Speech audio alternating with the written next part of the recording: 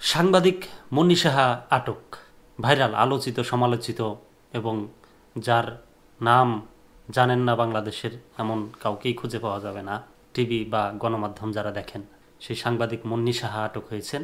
প্রথম আলোর খবর। রাজধানীর কারণ বাজার থেকে সাংবাদিক মুন্নি সাহাকে আটক করেছে পুলিশ। আজ শনিবার রাত 10টার দিকে তাকে আটক করা হয়। তেজগাঁও থানার ভারপ্রাপ্ত কর্মকর্তা ওসি মোহাম্মদ মোবারক হোসেন প্রথম আলোকে বলেন, সাংবাদিক মুন্নি সাহা আজ শনিবার রাত 10টার দিকে জনতা টাওয়ারের অফিস থেকে বের হওয়ার পর স্থানীয় কয়েকজন তাকে ঘিরে ধরেন। খবর পেয়ে পুলিশ ঘটনাস্থল থেকে তাকে আটক করে থানায় নিয়ে আসে। প্রত্যক্ষদর্শীরা জানায়, মুন্নি সাহাকে নিয়ে যাওয়ার পর শতাধিক ব্যক্তি তার বিচারের দাবিতে স্লোগান দেন। মুন্নি সাহা 1 টাকার খবর নামের একটি অনলাইন পোর্টালের সম্পাদক।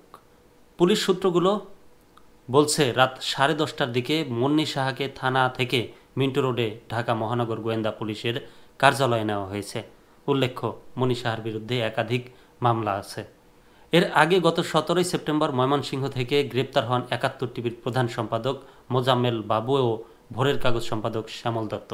এর আগে গত 21 আগস্ট 71 টেলিভিশনের চাকরি থেকে অব্যাহতি পাওয়া বার্তা প্রধান শাকিল আহমেদ ও প্রধান প্রতিবেদক উপস্থাপক ফারজানা রূপাকে ঢাকা হজরত শাহজালাল আন্তর্জাতিক বিমানবন্দর থেকে গ্রেপ্তার করা হয়। আর 24 অক্টোবর স্বেচ্ছাসেবক লীগের কেন্দ্রীয় নেতা ও ঢাকা রিপোর্টার্স ইউনিটের সাবেক সাংগঠনিক সম্পাদক সাংবাদিক শেখ জামাল গ্রেপ্তার হন। আর 16 নভেম্বর রাতে দেশ টিভির ব্যবস্থাপনা পরিচালক আরিফ হাসানকে গ্রেপ্তার করেছে ডিএমপি পুলিশ।